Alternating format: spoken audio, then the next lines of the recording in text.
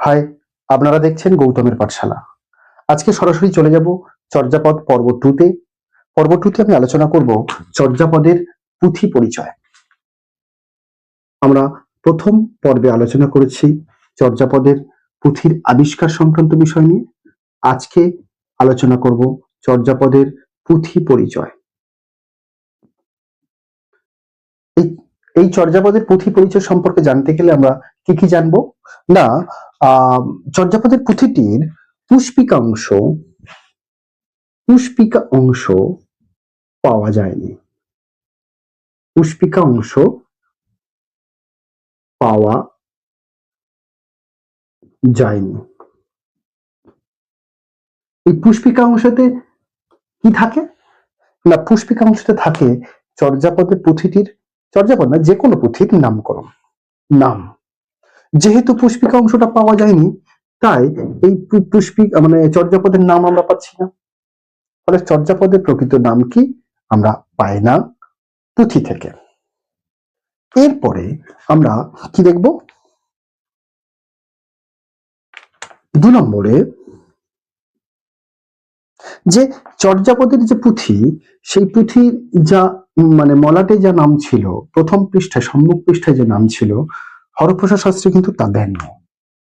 হরপ্রসাদ শাস্ত্রী যে আবিষ্কার করেছিলেন যে পুঁথিটা, মানে এবং যে বইটা প্রকাশ করেছিলেন 1000 বছরের পুরানো বাংলা ভাষায় বৌদ্ধ গান ও দোহা, সেখানে তিনি চর্যাপদের পুঁথির নাম দিচ্ছেন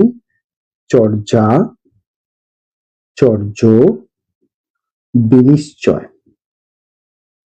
এটা হরপ্রসাদ শাস্ত্রীর দেওয়া নাম। কিন্তু পাশাপাশি যদি রাখি, পুঁথিটির সম্মুখ পৃষ্ঠায় কি ছিল না, চর্য টিকা। এটা কিন্তু পুঁথিতে ছিল, কিন্তু হরপ্রসাদ শাস্ত্রী সেটা মেনে নিচ্ছেন না। এবার 3 নম্বর,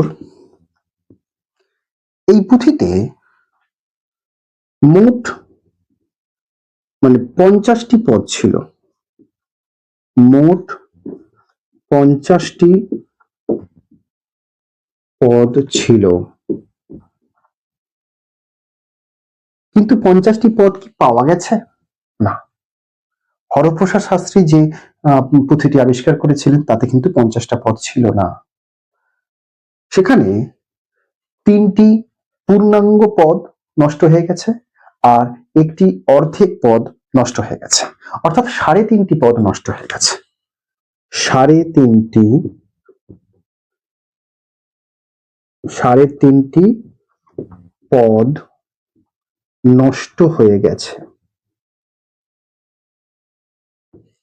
তাহলে মোট কটি পদ পাওয়া গেল না, হাতে পাওয়া গেল 4 হবে, হাতে পাওয়া গেল 46.5টি, 46.5টি পদ পাওয়া গেছে। 46.5টি পদ পাওয়া গেছে। তাহলে আমরা এইগুলো পেলাম। এরপরে দেখব যে চর্যাপদের পুঁথিটি কিসে লেখা হয়েছিল, কার উপরে। আজকেকার দিনে তো এত উন্নত মানের যে আমরা খাতা ব্যবহার করি, যে পেজ পৃষ্ঠা ব্যবহার করি, তা তো তখন ছিল না। তো আমরা সকলেই জানি যে এই চর্যাপদের পুঁথিটি তাল পাতায় লেখা ছিল, তাল পাতার উপরে লেখা হয়েছিল।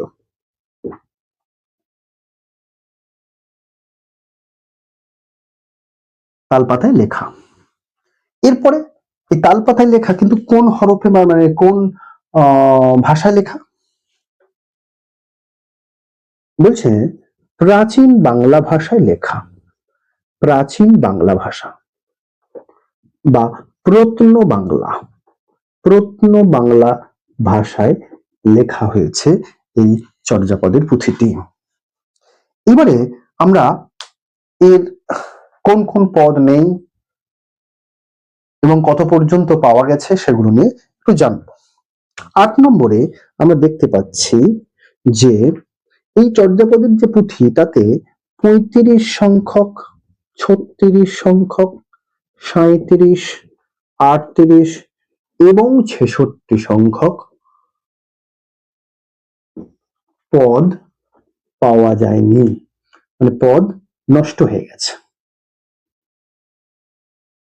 নষ্ট হয়ে গেছে।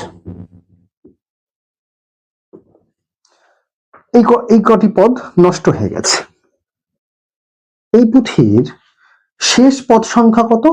না, এই পুঁথির শেষ পদ সংখ্যা 69। 69 সংখ্যক পদ হচ্ছে শেষ পদ সংখ্যা।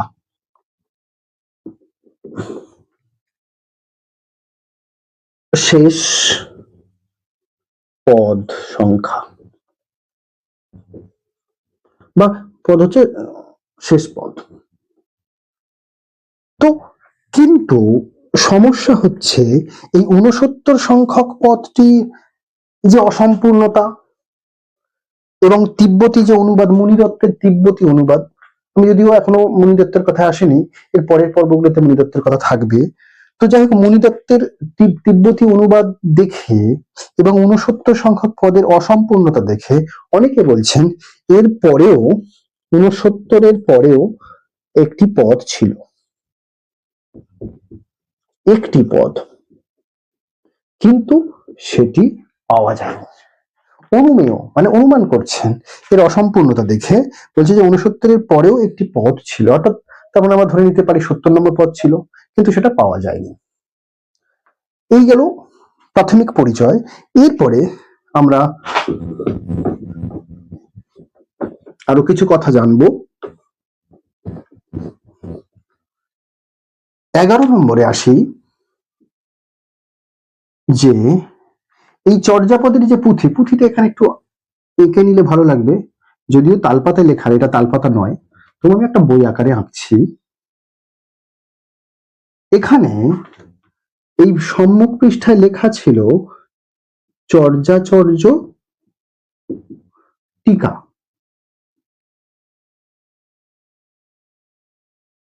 আর এখানে এই সম্মুখ পৃষ্ঠার উপরের দিকে বাঁ দিকে লেখা ছিল, মাথায় রাখবেন, কারণ এটা লিখতে গেলে হয়তো জায়গাটা ভরে যাবে, কিন্তু বাঁ দিকে লেখা ছিল কি না, সম্বত 741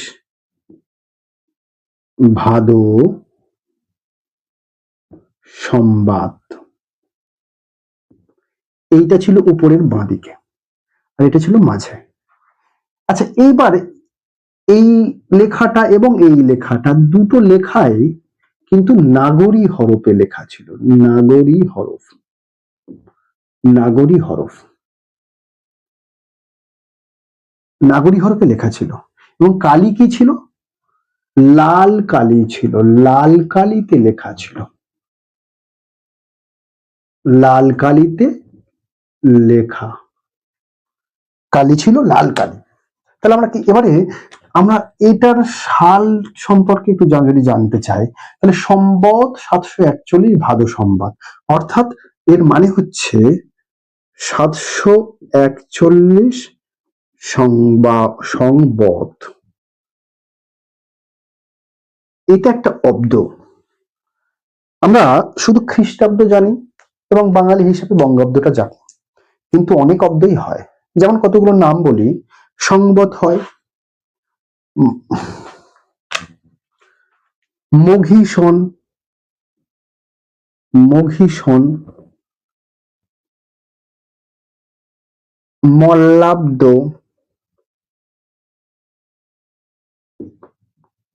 খ্রিস্টাব্দ তো জানি আমরা, খ্রিস্টাব্দ, হিজরি সন, হিজরি সন,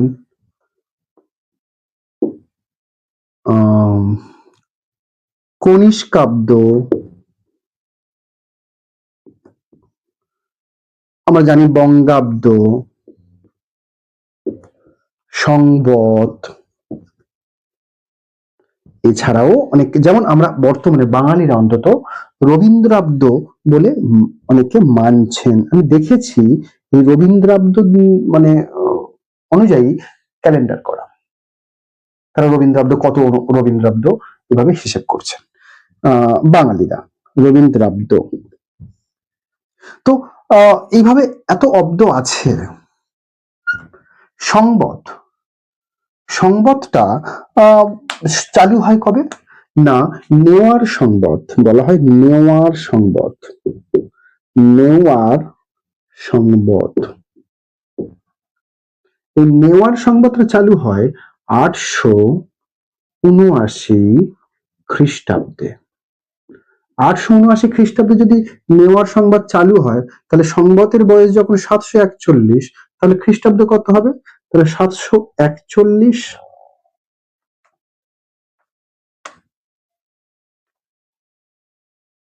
741 আর 879 যুক্ত করে দিলে আমরা পেয়ে যাব 1620, 1620 খ্রিস্টাব্দ। তাহলে আমরা কি দেখলাম, যে এই যে পুঁথির উপরে যে সালটা লেখা আছে, এটা কিন্তু 1620 খ্রিস্টাব্দ, এটা কিন্তু 1620 খ্রিস্টাব্দ। কিন্তু আমরা পুঁথিটা দেখতে পাচ্ছি 1000 বছরের পুরানো।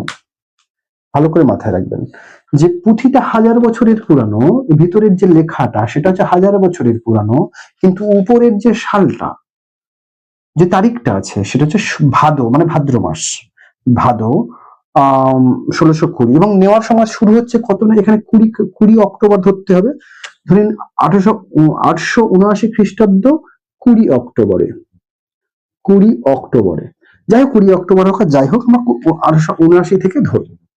তাহলে 1620 খ্রিস্টাব্দে এই বাইরের সালটা, কিন্তু ভিতরের লেখাটা হচ্ছে 1000 বছরের পুরানো।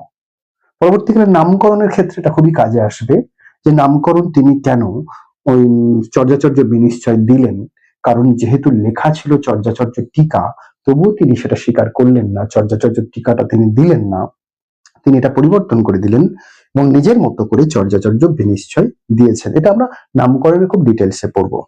যাই হোক, তাহলে আমরা এই বিষয়টা পেয়ে গেলাম, পুঁথির উপরের লেখাটা লাল কালিতে লেখা, নাগরি হরফে লেখা।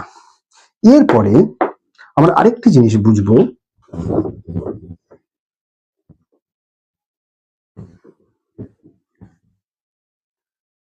সেটি হচ্ছে 12 নম্বরে এভাবে দুটো ভাগ করে নেব। চর্যাপদের যে তিব্বতী অনুবাদ কে করেছেন? তিব্বতী অনুবাদ করেছেন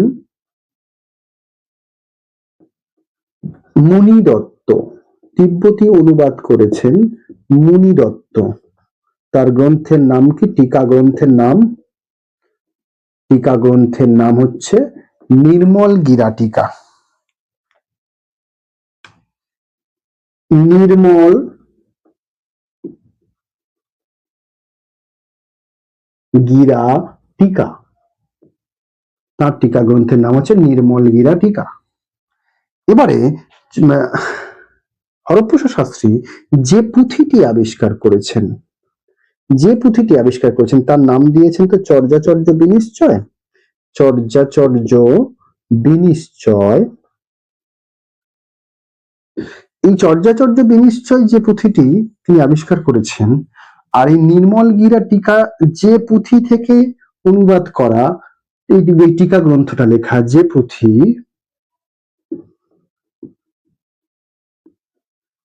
সেই পুঁথি, এই পুঁথির মধ্যে একটু তফাৎ আছে। তফাৎটা কি না, সবই একই, কিন্তু কিছু তফাৎ আছে। সেই জন্য এই পুঁথির কিছু পদের সঙ্গে এই পুঁথির কিছু ব্যাখ্যা, এগুলো তো একটু টিকা গ্রন্থ, তাই এই কিছু টিকায় এবং এখানকার কিছু পদের একটু গরমিল আছে, তাছাড়া সবটা ঠিক, কিন্তু কিছু কিছু জায়গায় গন্ডগোল আছে। তো সেই জন্য বলছে যে মুনিদত্ত যে পুঁথিটা দেখে এই টিকা গ্রন্থটি লিখেছেন, আর চর্যাপদ অর্থাৎ হরপ্রসাদ শাস্ত্রী যে পুঁথিটি পেয়েছেন, সেই দুটো পুঁথির মধ্যে একটু অমিল আছে। আর সেই সময় কি হতো, যে একটি পুঁথি অনেকবার লেখা, ফলে অনেক পুঁথি হয়ে গেছে, মানে অনেক সংখ্যক পুঁথি হয়ে গেছে, ফলে কোনটা আসল পুঁথি কোনটা নকল পুঁথি এই নিয়ে অনেক দ্বন্দ্ব আছে। যাই হোক, তো মোটামুটি ধরা হয় যে মুনিদত্ত যে পুঁথি থেকে টিকা লিখেছেন সেটি হচ্ছে আসল পুঁথি, এবং সেই পুঁথির যে নাম ছিল সেই নাম নিয়েও আমরা নামকরণে যাবক্ষণ। যাই হোক, এই হচ্ছে চর্যাপদের পুঁথি পরিচয় আমি 12টি পয়েন্ট আলোচনা করলাম। আপনাদের যদি এই আলোচনা ভালো লেগে থাকে অবশ্যই কমেন্ট করে জানাবেন এবং পরবর্তী আলোচনাগুলি পেতে গেলে সাবস্ক্রাইব করে দেবেন চ্যানেলটিকে। এতক্ষণ ধরে আমার আলোচনা শোনার জন্য আপনাদেরকে ধন্যবাদ। ভালো থাকবেন।